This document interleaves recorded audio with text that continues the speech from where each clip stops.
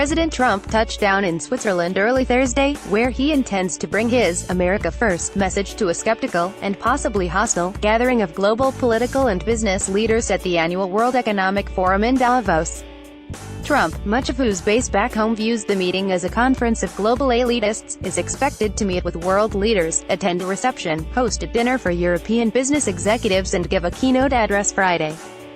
"We believe that isolation won't help us.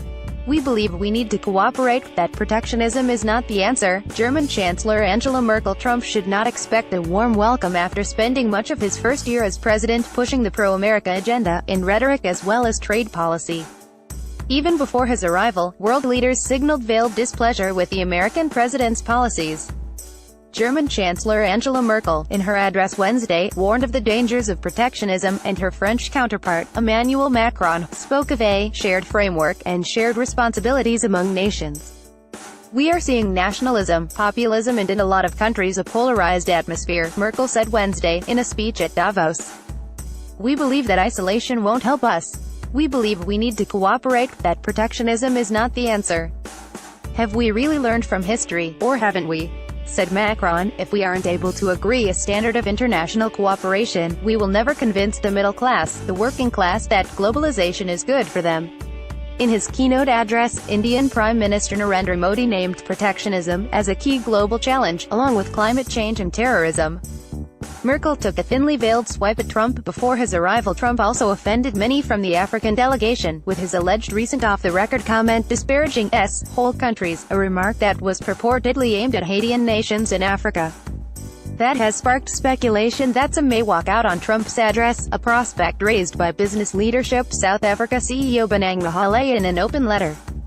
Others have suggested leaving Trump's speech in progress may make a more powerful statement. African CEOs want Trump to acknowledge and apologize for the statement, allegedly made earlier this month in a closed-door meeting with U.S. lawmakers who were discussing immigration policy. "We're only looking for that, just to apologize," said Luvuyo Rani, CEO of Silulualutho Technologies, a South African internet company, will soon be heading to Davos, Switzerland, to tell the world how great America is and is doing.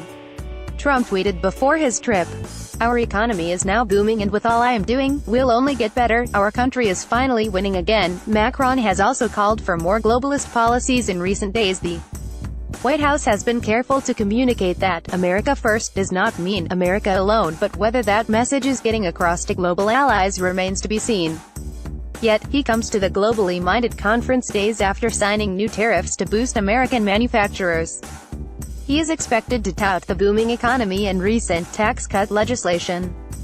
Trump says the first visit by a sitting president to summit in Davos since Bill Clinton appeared in 2000. His decision to attend was a surprise, given his protectionist policies. Trump has withdrawn from the Trans-Pacific Partnership Trade Agreement and demanded changes to the North American Free Trade Agreement. Gary Cohn, the White House senior economic advisor, said, "America First is not America alone. When we grow, the world grows. When the world grows, we grow. We're part of it, and we're part of a world economy, and the president believes that," he said, according to Reuters. Trump is set to meet with leaders including British Prime Minister Theresa May and Israeli Prime Minister Benjamin Netanyahu later in the day. Reuters reported that Macron said in an interview that he pushed for Trump to attend the summit because he thinks it's a good thing for President Trump to explain his strategy for the U.S. and the world here in Davos. The Associated Press contributed to this report.